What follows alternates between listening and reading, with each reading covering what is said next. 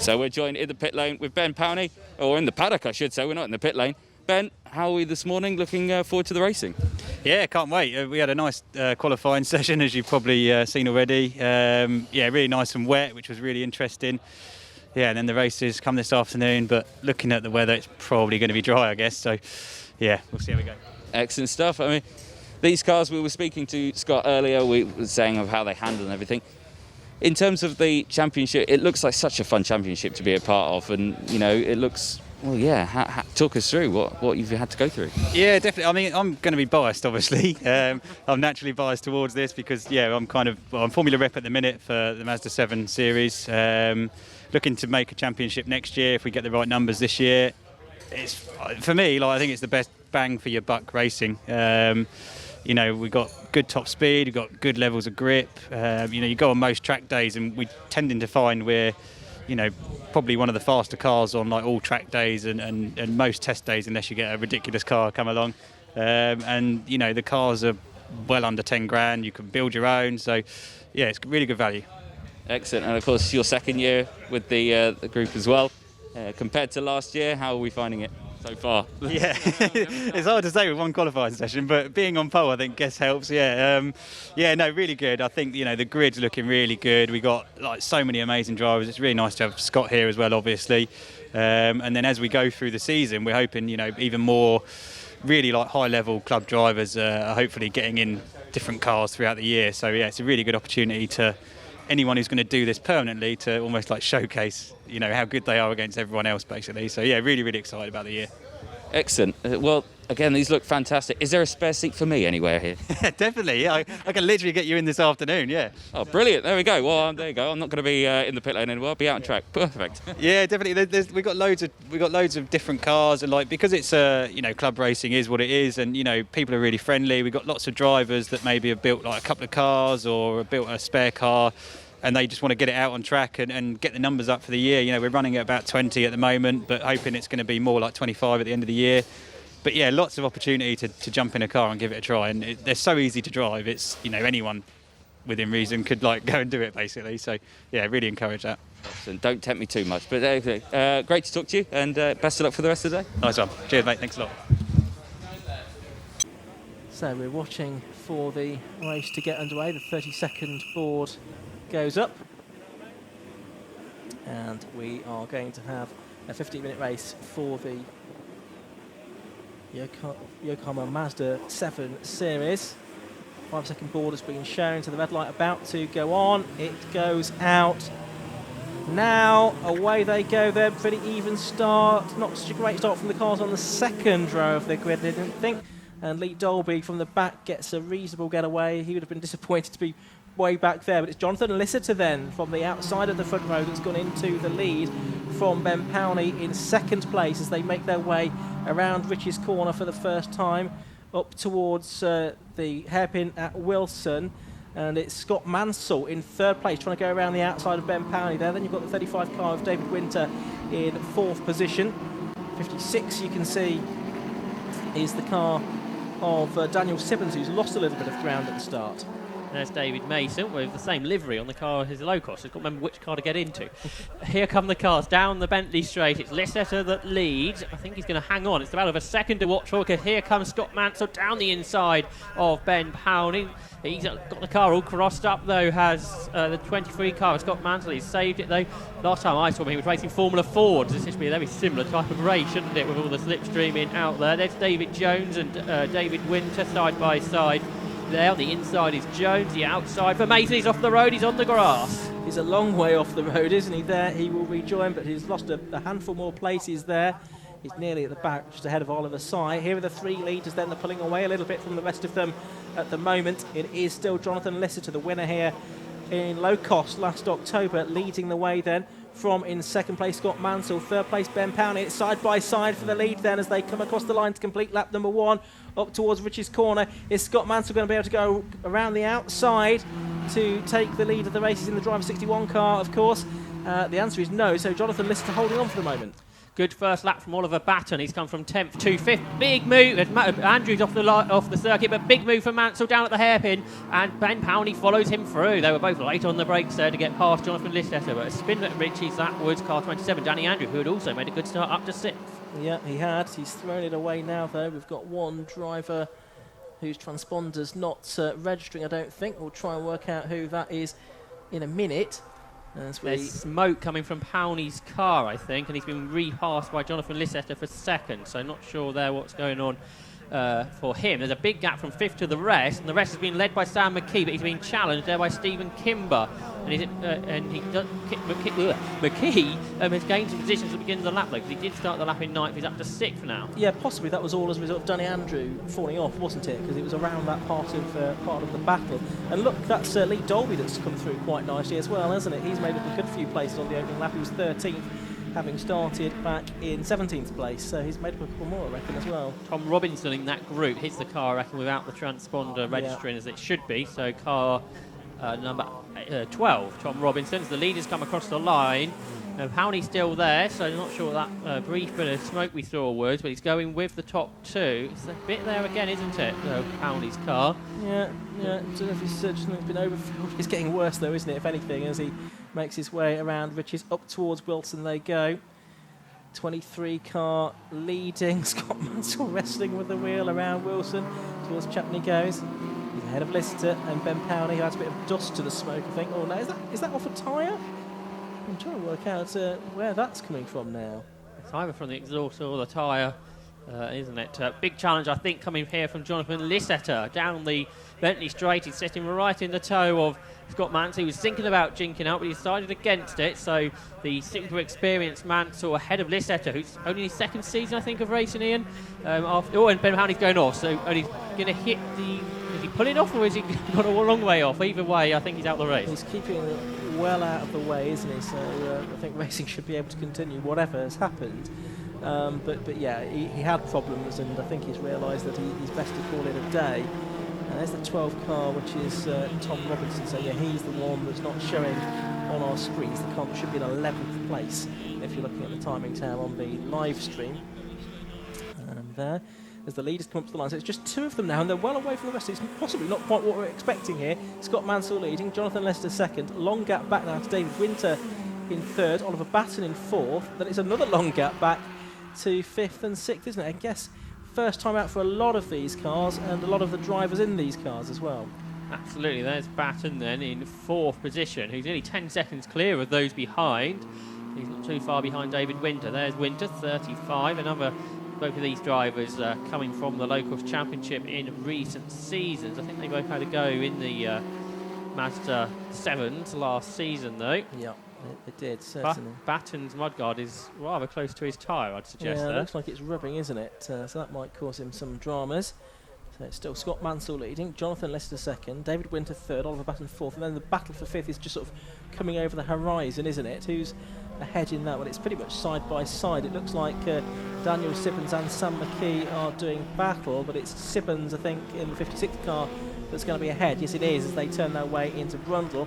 So Sam McKee in 6th place, and no doubt enjoying something a bit different than what he's used to. Absolutely, I'm sure we'll be able to hear about it shortly after on social media. Out of the bomb hole and down towards Coram they come. Is McKee going to challenge here? A big move into Coram curve. We've seen way more overtaken here at Coram this weekend than I've ever seen before. McKee goes back through. Great move. Yeah, he does. So back up to 5th position at the expense of Dan Sibbons. So those are the 2 battling for 5th and 6th. They've got away from those behind now too, haven't they? They are really pairing off in this race, aren't they? 2 by 2. Stephen Kimbrell is in 7th. Here's Oliver Batten. Now he's got ahead of David Winter then. Up into 3rd position around the outside into Ritchie's corner. That wasn't the way of it over the line, so he's used the slipstream along the straight to Oliver Batten to get up to 3rd place. It's a bit mucky, the front of Batten's goal. It's more side-by-side actions. It's Tom Robinson and David Jones. I would have thought that Robinson would have been hoping to be closer to the front of the field. He was a winner when he had a go in a Ma7da 7 last season within that category. Yeah, I think there'll be a few that will perhaps have expected to be a little bit closer towards the front than perhaps they have been. There's Mason then, after that big grassy moment. He's running in 13th position. Here is the 35 car. of David Winter, so it back into third place with number 8 Oliver Batten right behind him, turning their way through the bomb hole now towards the right-hander Coram that goes on and on and on before they get to the left-hander at Murray's. Here they are, sweeping their way around the right-hander. Then it's all about braking, positioning the car into Murray's. A bit more curb taken by Batten, I think, there in fourth spot, and he's made it through okay. Fastest up of the race goes to Scott Mansell, the leader, 1:24.49. He's now pulling away from Jonathan Licetta. He's broke the toe. Someone who hasn't broke the toe is David Winter, who's under a lot of pressure from Oliver Batten. Batten unable to go through this time at Ritchie's, though. And side by side behind across the line, Sam McKee and Daniel Simmons. So plenty of good battling behind the leaders. And now the other mudguard trying to make a bid for freedom for Oliver Batten there, the front right. Yeah, I don't know whether that's because there's been a torture, or maybe it's just a problem with how they've been attached. I'm not quite sure. There's Scott Mansell, though, so a nice illustration of how big his lead is now over Jonathan Licetta, and certainly no disgrace in being heavily beaten by Scott Mansell with such a lot of experience under his belt as we were outlining earlier on. Now Matt Groh, number 34, doing battle with number 39. That's Charles Boniface here in one of the TSR, Team Sailors Racing run Ma7das this weekend. As we say, he's done Formula V racing in the past. You've got Tom Robinson, you've got David Jones here, and just behind him you've got the car of, there's that Stephen Kimber it is. So yes, they've both got ahead of Stephen Kimber, haven't they, here? They've all been caught by Oliver Sy, who didn't qualify so well, but he's going to gain a place here. That's Kimber's lost 3 now during the course of this lap, although he's going to try and get back, is he, on Sy up the inside, and that's quite going to work. But Tom Robinson is another driver who's got a mudguard trying to make a bid for freedom. Okay, let's give a quick rundown on the order. We've had 6 laps, so it's number 23, Scott Mansell leading, number 71, Jonathan Licetta in second place, third, number 35, David Winter, fourth, number 8, Oliver Batten, fifth, number 36, Sam McKee, sixth, number 56, Daniel Simmons. That's the way of things. We are into the second half of this 15-minute Yokohama Ma7da race. You've got the number 12 car of Tom Robinson now coming under pressure from 50 David Jones as they come up to the line. David Jones in another TSR car. There's a number of them out in various categories this weekend. And here is the battle once again for 5th and 6th, Sam McKee and Daniel Simmons. Only a few car lengths between them. And out Chapman Curve they go. They head off down the Bentley Straight down towards Brundle. That's where Winter and Batten are, who continue their battle between third and fourth positions. They're not lapping really any quicker than McKee and Simmons are. They just lost a lot of time towards the start of the race. Then it's Tom Robinson now leading the next group, ahead of David Jones, Oliver Sy, and 10th place Stephen Kimber may be in that position for no longer as Colin Marshall looks up the inside, and they're 3 abreast behind. Round the outside goes Lee Dolby in 77. Goes ahead there with 39 Charles Boniface and 34 Matt Groh. And they're all being caught by Danny Andrew. They are, who had that spin, at the start of the second lap, wasn't it? He had that spin. So he's had to reclaim some lost ground. What lap times has he been doing? He's doing 1:27s. Most of those in front of him have been doing 1:28s, 1:29s. He's probably about 6th fastest driver out there. That's where he was, wasn't he? 6th when he had the spin, I think. And through they go. There's 77. That's Lee Dolby, who was out, I think, right at the beginning in these cars. As for third, it's changed. Oliver Batten's got through ahead of David Winter. I presume that happened into Ritchie's. Now, can the challenge come back from Winter down the straight, down towards the bridge, and Brundle and Nelson in the tow he is. And the long stretch, even in these quicker cars, down the long straights for Snetterton. To the outside goes David Winter. Oliver Batten defends on the inside, but that's not enough to hold David Winter back. Yeah, these cars basically the same shape as the low cost, so the slipstream is still very much there. The difference is there is a bit more power in these cars, so possibly not, quite so effective in relative terms, but nevertheless, being proved there that you certainly can use it down the Bentley Straight to make a move. So this is the battle for third coming into Coram now, as the leader's already going over the start and finish line, so that's the size of the gap from first and second back to third place. Winter with behind him the blue car of Oliver Batten. Seemingly Batten unable to come back at this point, but he's going to have another 3 laps to go, I would suggest. including the one they're just starting, to try and come back at him. It's not quite got the feel of a low-cost race where you've got a big pack of 6 cars and you wait and see what happens on the last lap. I think there is scope here to go a bit earlier. Yeah, particularly when there's just the 2-car battle, it's sort of a bit easier to work out. But certainly in that Winter and Baton battle, they have been passing each other quite often. So maybe you want to make that move into Brundle on the last lap. Here's a battle, side by side. That's Kimber on the inside and to the outside there with Marshall, I think. So Colin Marshall is now behind Stephen Kimber. Kimber up to 10th. Then both of these drivers coming from the low-cost series over the years here. Yeah, and they're having a great old fight, aren't they? There's Otley Dolby, number 77 going through. And that group's all been passed by Danny Andrew. Yeah, it has now. He's gone up to 12th place as a result of the last lap or so, hasn't he? So down towards there is the number 12 car of Tom Robinson. David Jones, number 50, in 8th place just behind him. Then it's Oliver Sy. A lot of these places do seem to have sorted themselves out now. This one hasn't, though, has it? Because a change there again. Chloe Marshall and Stephen Kimber continuing to battle over the final position of the top 10 in this one. The danger is, though, they're going to get caught before the end by Danny Andrew, I think. Just behind Andrew. Challenge here for Matt Garreau, who goes past Lee Dolby. Dolby fight back, but he might may lose one because Joel's Boniface is looking to the inside. They run side by side for the first part of Coram, but Dolby hangs on.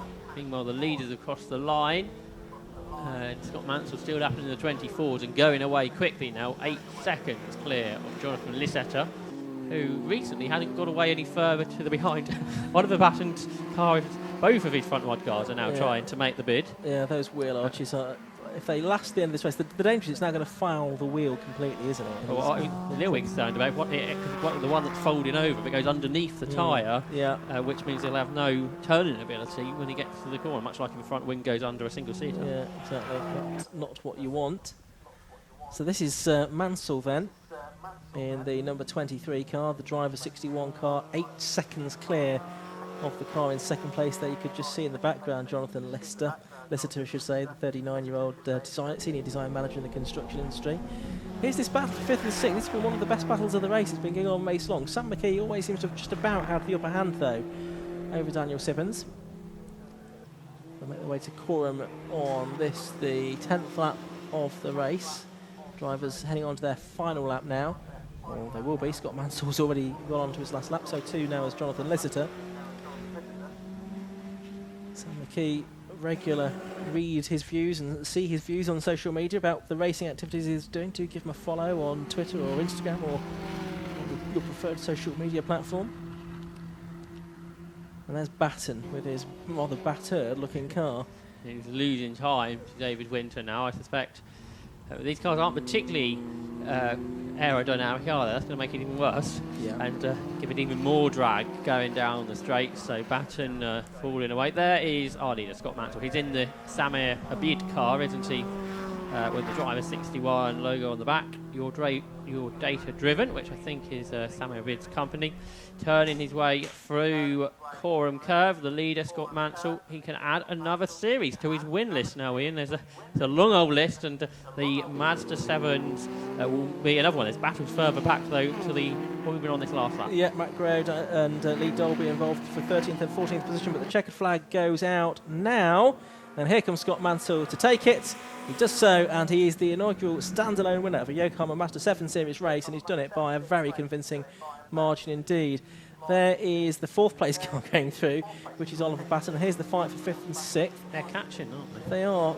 It is the last lap. I don't think they are going to catch him, though. It's interesting. Too late. There could be bigger battles, I think, in the next race. Could be. Everybody's got used to now the dry conditions for the first time today. Yeah, so Lisseter's gone through to take 2nd place. David Winter has taken 3rd. Oliver Batten, number 8, has taken 4th.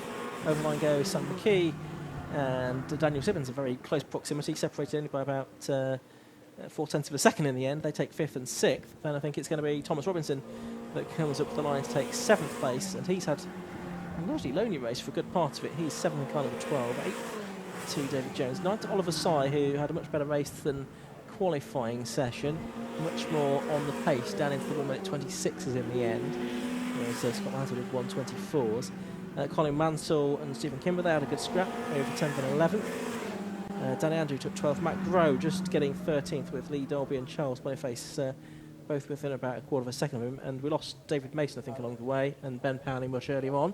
So let's give you a rundown on the results then. The winner, there we are, number 23, Scott Mansell, from in second place, number 71, Jonathan Littiter.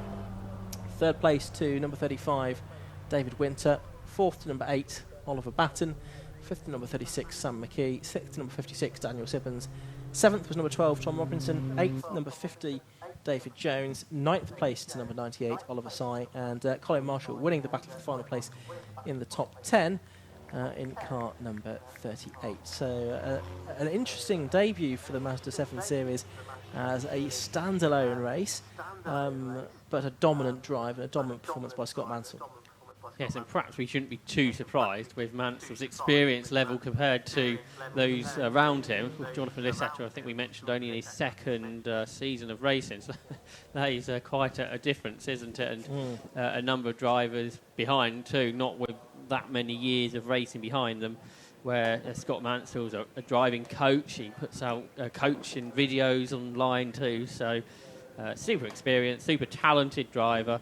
And as I said earlier, another Series 2 Scott Mansell's win list. It'll be very interesting to hear what he thinks of these cars, which we'll be hearing from Anthony Jordan down in the pit lane with our race winner very shortly.